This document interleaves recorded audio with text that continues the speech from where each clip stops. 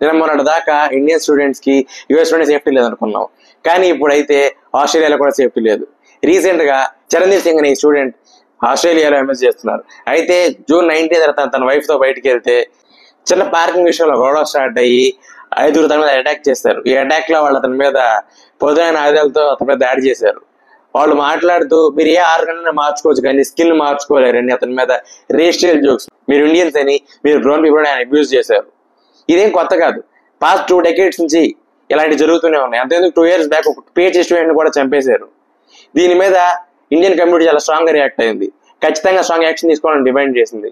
దీని తర్వాత అడ్మినిస్ట్రేషన్ కూడా 5 ఒకళ్ళు పట్టుకున్నారు. దీని మీద రియాక్ట్ అవుతుంది ఇండియన్ గవర్నమెంట్. ఎన్నిసార్లు చెప్పినా అలాంటి కంట్రోల్ అవ్వట్లేదని, దీనివల్ల ఆస్ట్రేలియాకి రావాలనే ఇంప్రెషన్ పడిపోతుందని చెప్తున్నారు.